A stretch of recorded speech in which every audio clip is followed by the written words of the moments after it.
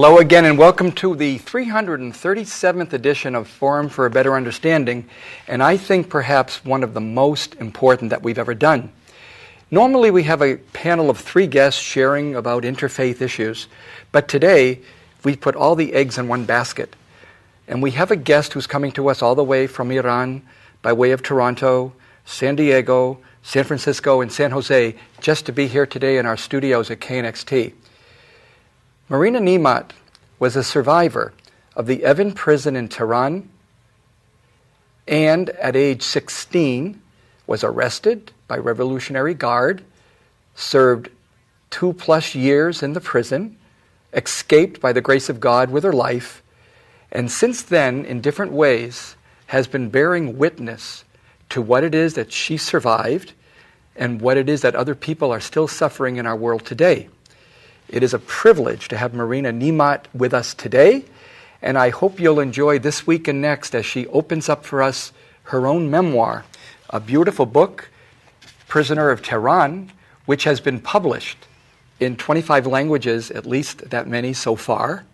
And I think it's a book, when you see this program, you will want to purchase and read for yourself. It is a fascinating memoir, inspiring, chilling, haunting, and truly, truly an important book. Marina, thank you for being here. And I guess the first thing I'd like you to do is to tell us how it is that the connection with Chuck Gunn led us to have you in our studio today. It includes Bethlehem, Tehran. It includes the whole Silesian Middle East. Tell us a little bit about your connection to the Silesians and Chuck over in Tehran. Well, in Tehran, I attended the Silesian church, and that was my church. And I was very close to the Silesian community in Tehran. Me and my family, we were all very close.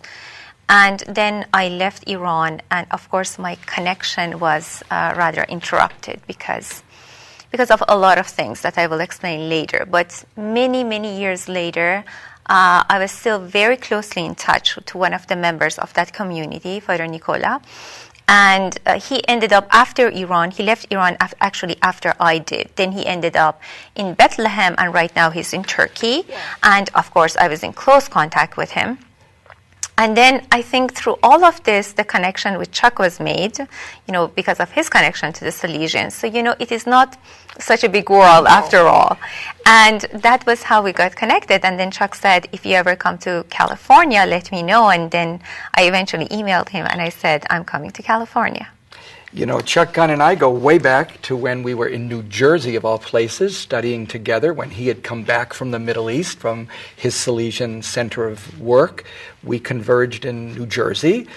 We parted our ways, and then we both end up in Fresno. So it is a very small world, and we want to thank Chuck Gunn, a parishioner at St. Mary's Parish, and we want to thank him and all the energy that made this visit of you possible to the Valley, to bring you to St. Anthony of Padua Parish to speak on your life and your witness for bearing witness to non-discrimination and non-torture. That brings up your life. Let's say, could you give a capsule of your life up to 16?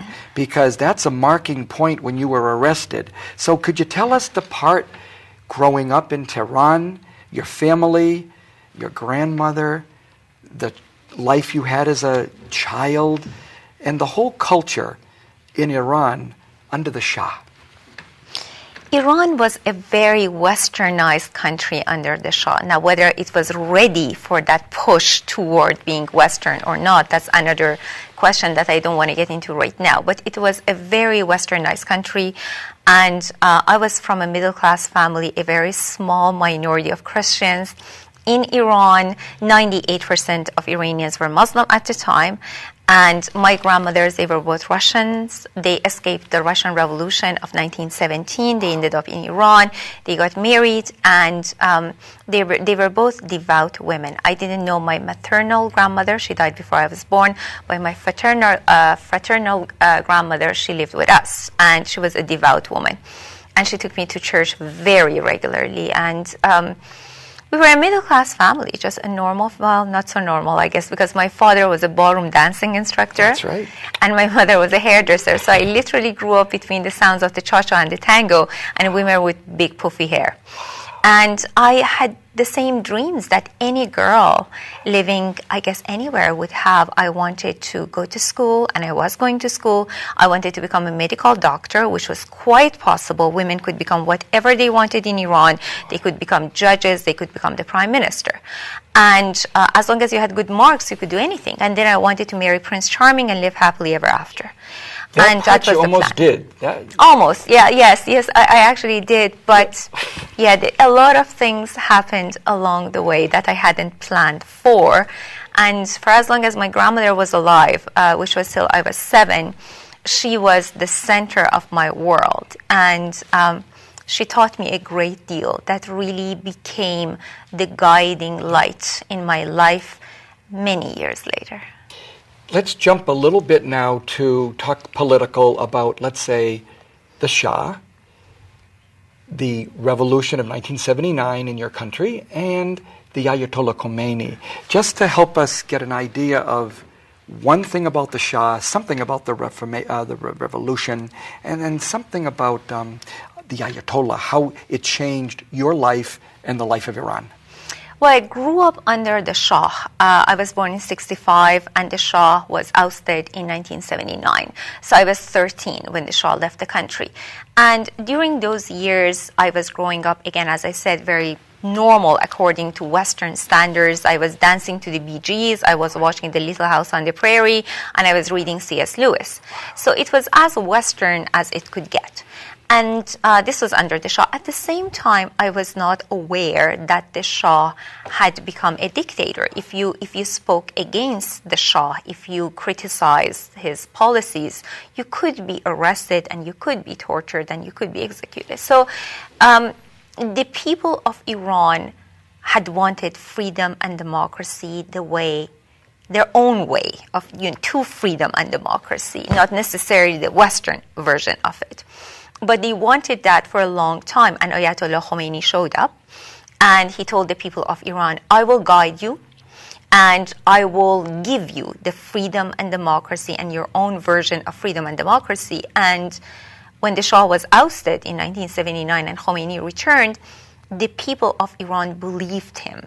They really believed that he's a man of God, that there's no way he could be lying to them, that he will deliver to them what he had promised, and that as he had promised, that he would step aside from power and let the people rule themselves. But that is not necessarily what happened. What did you ever do as a high school 16-year-old that was so, I don't know what, so distressing to the Revolutionary Guards that they would have come to your house on January 15th, 1982, and actually arrest you, and then your life is on a downward dump for the next 26 months? What did you ever do that was so awful? Well, I guess, an important part of that would be, why did I do that? I guess that would be the better way to go at it. Because, as I said, I had grown up dancing and singing and being happy and wanting to become a medical doctor. And then suddenly these people, when they came to power, the people of Ayatollah Khomeini, they made dancing and singing illegal. Jane Austen became illegal. Wearing the miniskirt became illegal. And basically being happy became illegal. If you wore pink on the street, you would be arrested. You had to wear the hijab. And I had grown up wearing whatever I wanted on the streets of Tehran. If you take music and dancing and happiness away from a teenager, what do you think they're going to do? They're going to be very upset about it. And it wasn't only me. When I look back, probably 80% of my friends were really, really upset to the point of being very vocal about it. So we were on the streets of Tehran as early as 1980 protesting all the taking away of our liberties. We wanted to dance. As a 14-year-old, though. Yes. Which is rather amazing that you were that politically active. No, this is not political. Listen, if you take the iPod away from a teenager and that teenager protests, is that political? No, not really, but it can be interpreted as political. So it wasn't a political issue. It was simply about, I want to sing, I want to dance, I want to date, I want to fall in love, and that's nobody's business. Right. So it was just that. We were not talking about political or social justice necessarily. We were just talking about personal liberties. And that was enough with that behavior of being a teenager. It was against the law to be a teenager, kind of, to be alive and happy and looking forward to a good life. That was all contraband. Yeah. So then they arrest you. Tell us, if you could, the way you'd like to tell us going to Evin Prison and what your life became for the next 26 months and 12 days. You know, it's difficult, I guess, to imagine this whole situation of being 16 years old and being thrown into a political prison. Because I think the image that people have of a political prisoner, you know, is a very strong man with very big muscles, and then, you know, being thrown into a dark dungeon because of his very complicated beliefs. And this was not the case with us. Evin was and is, and I want to put emphasis on this, that it is present tense. Evin is a place between life and death. It's the living hell. And people are blindfolded upon arrival. They are treated less than slaves. You would be kicked and humiliated as soon as you enter that prison. You would be taken and made to sit down for hours, sometimes days, in a narrow hallway without any food, sometimes without even water, without the possibility to go to the bathroom, until they interrogate you. And as you might imagine, interrogation is no fun. And 99% of people who enter Evin prison, maybe more, they are tortured. And people who use torture, whoever they are, they would want you to believe that it is made to get information. They lie. Torture is designed to break the human soul. That is the purpose of it, because people lie under torture. They tortured me. They tied me up to a bare wooden bed. I was lying down on my stomach. They took off my shoes and my socks, and they lashed the soles of my feet. And I have tried to describe how much that hurts. It is impossible to do. It is like being, it's like being struck by lightning time and time and time again with no end in sight. And it explodes in you, and you hope that you would pass out, but you don't. And it keeps you wide awake for the next and the next. And as it was going on, I realized that I would have sold my soul to get out of it. But the point for them was not getting information. It was breaking me. And the pain was horrific, but something else that was equally terrible was the fact that I knew that I had broken. I knew that I would have done anything to get out of it. So if there was a way for me, because they kept on asking me about a girl that I didn't know where she was, and if I knew where she was, I would have told. And that realization was as difficult as anything, because I had grown up reading about saints and heroes, and under torture, I realized that I was not that. I was not a hero at all. We have to take a break. It's part of our program today. So don't go anywhere, because in 1 minute I'll be back again with Marina Niemat to continue her story of life and survival of being in the Evin prison in Tehran. Stay tuned. KNXT thanks all its loyal viewers and respected businesses who have supported your Catholic television station. Now you can support KNXT with program underwriting by having your name, your company's name, or organization associated with your favorite program. Detailed information about you or your company will appear before and after each program or day part you select. Keep the quality and spiritual message alive and make a difference. Call 559-488-7440 today or go online at knxt.tv to find out more about program underwriting on KNXT. Welcome back to the conversation I'm having with Marina Niemat. Marina, now we bring up your time in the prison. Tell us a little bit about your guard, Ali Musavi. Ali was one of my interrogators. I had two interrogators. One of them was Ali, the other one was Hamid. Hamid was the one who tied me to the bed and tortured me, and Ali was the one who was there supervising the whole thing. And I was sent to the cell block a few days after my arrest, to a very large cell block with hundreds of other girls. And I didn't hear anything from Ali and Hamid for about 5 months after that. And then one day, my name was called over the loudspeaker. I was called again for interrogation, and Ali was there, and he told me, listen, you had a death sentence. It was reduced to life in prison, and you are going to be here forever, and I want you to marry me and become my wife. And if you don't, I will arrest your parents and your boyfriend. And I could tell that he was quite serious about it.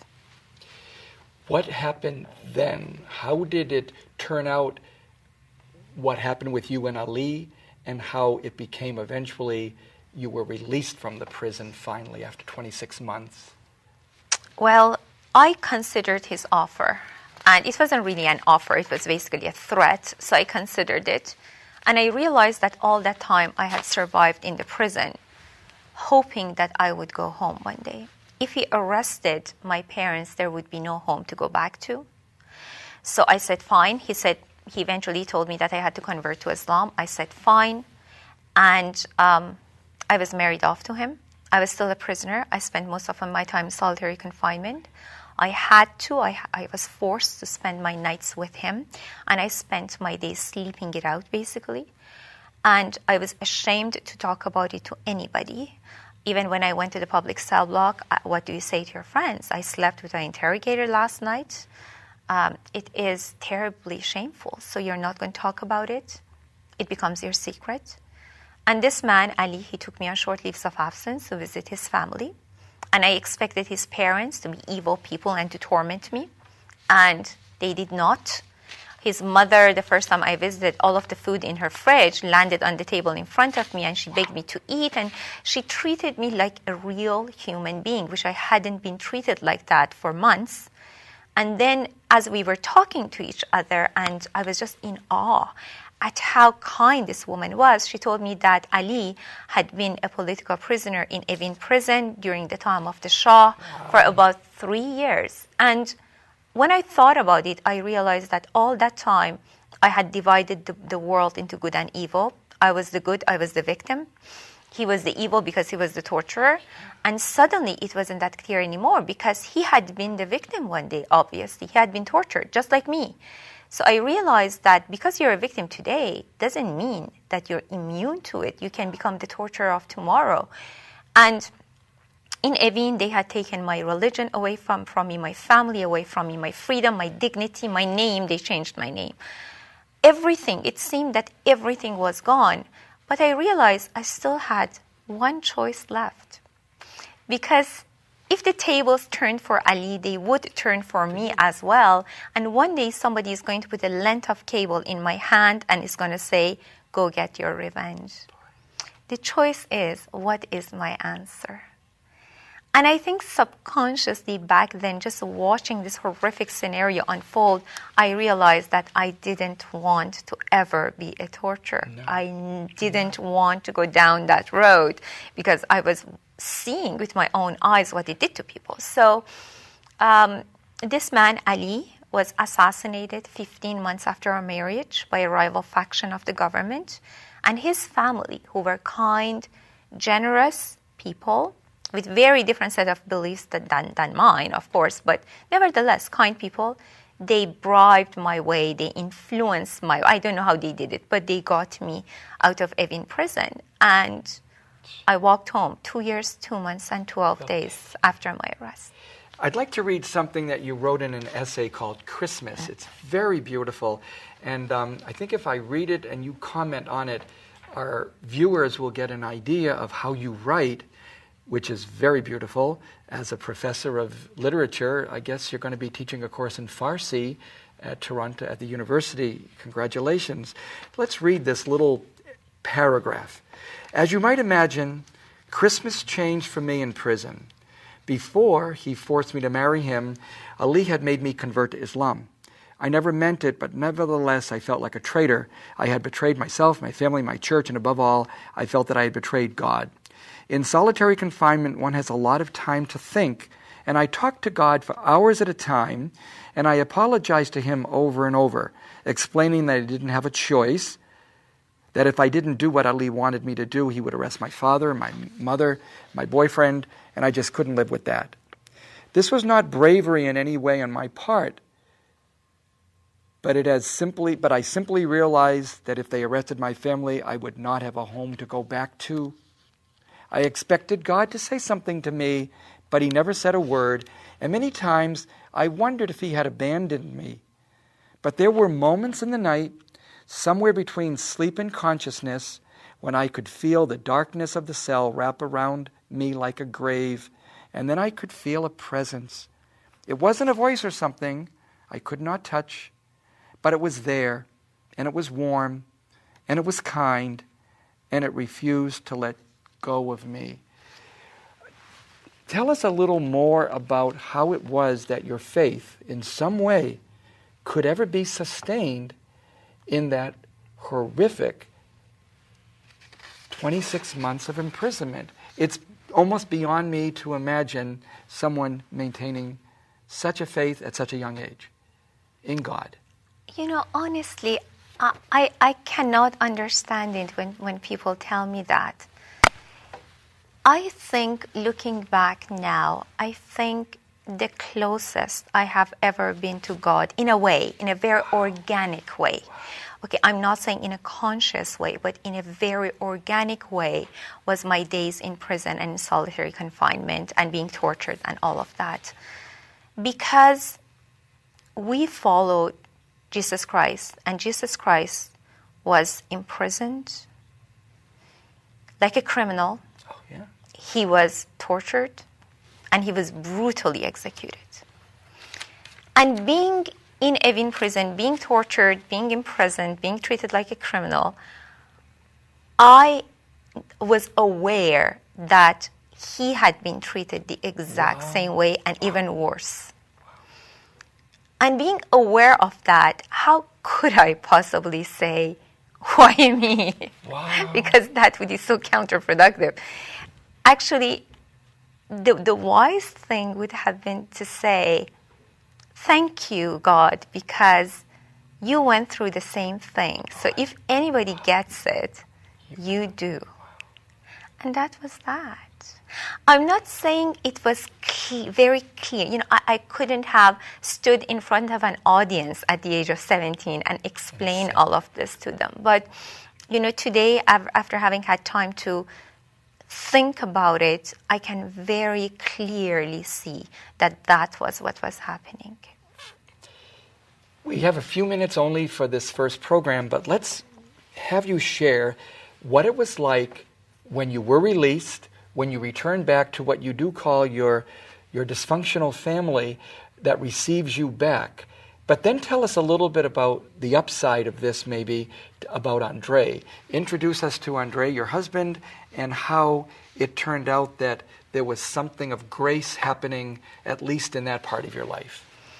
I met Andre when I was about 15 years old, and the first time I met him was at my church. He was playing the organ, and I was sitting in the church, and I looked at him, and I instantly fell in love with him because he was just so tall and handsome and talented and smart and everything. And we started talking to each other at the church. At the time, boys and girls couldn't go out together on the street because they would be arrested. Oh, yeah. So the only place that we could actually sit down and talk was at the church, and we did that. We just had very short, innocent conversations. And then, he had never told me that he loved me. I had never told him that I loved him. I was 16, he was 22. And then I was arrested.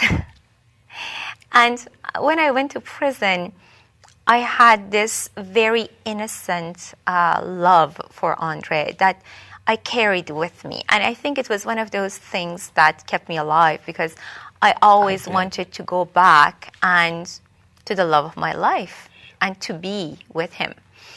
And of course, considering all of this, the moment that I was released and I was walking back, I was very much aware that he might not love me anymore, because after 2 years in prison, and everybody knew that really awful things happen in prison. So I was aware that I might go and he might not be there, but I found him behind the wheel of my father's car waiting for me right there. And he was the one who, with my parents, drove me home. And he was there almost every single day after that. He came to see me every day. And he never really asked me about the prison. But his presence and his support was just always there, and it was very real. He helped me with my maths and sciences because I wanted to get a diploma.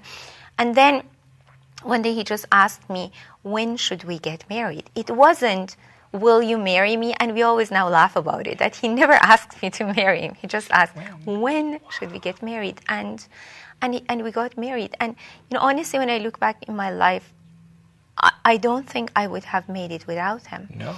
And he was always there. Always. It doesn't matter what happened. It doesn't matter how wrong things were. He was always there. We've got about a minute. Is there a word you want to say about how your family, apart from Andre, your mother, your father, how they received you after Evin? The first night I was home, after I was released, sat at the dinner table with my parents, and they talked about the weather.